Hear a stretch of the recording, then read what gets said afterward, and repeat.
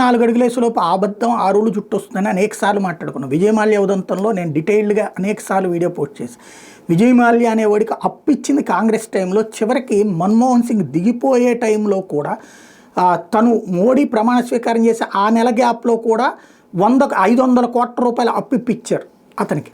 అంటే అంతగా మమేకమయ్యాడు. అక్కడ 500 అప్పు ఇప్పిస్తే ఇక్కడ 50 కోట్లు 100 కోట్లు ఎవరో నొక్కేసి ఉంటారు. ఆ టైప్లో అప్పులు ఇప్పించేసి, అయితే అదే విజయ్ మాల్యా తేడా అయిన తర్వాత, మోడీ వచ్చిన తర్వాత ఆ లెక్కలు తేల్చడం ప్రారంభించేటప్పటికి దేశం విడిచి పారిపోయాడు, డబ్బులు కట్టాల్సి వచ్చినటువంటి సందర్భంలో. అయితే మోడీ సర్కార్ వదిలిపెట్టిందా?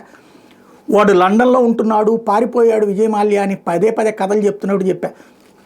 వాడికి సంబంధించిన ఇక్కడ ప్రాపర్టీస్ అసలు కంటే ఎక్కువ లాక్కున్నది ప్రభుత్వం, అది వాడే ఏడుస్తున్నాడు. ఇప్పుడు వాడు ఏకంగా కోర్టుకే వెళ్ళాడు. బ్యాంకులకు 1000 కోట్ల రుణాలు చెల్లించకుండా దేశం వదిలి పారిపోయినటువంటి విజయ్ మాల్యా కర్ణాటక హైకోర్టుని ఆశ్రయించాడు.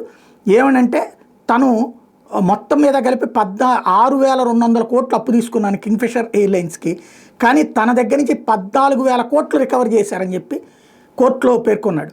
మాల్యా ఆస్తుని జప్తు చేసుకుని అప్పుల మొత్తాన్ని మినహాయించినప్పటికీ ఇంకా రుణ జప్తు కొనసాగుతున్నట్టు వాదించాడు. రికవరీ చర్యల మీద స్టే విధించాలని కోరాడు. వాదనలోని హైకోర్టు న్యాయమూర్తి జస్టిస్ ఆర్ దేవదాస్ వివరణ తెలపాలని ఎస్బీఐ, పంజాబ్ నేషనల్ బ్యాంక్ సహా 10 బ్యాంకులకు నోటీసులు జారీ చేశారు. ఫిబ్రవరి 13లోగా స్పందన తెలియజేయాలంటూ గడువు విధించారు.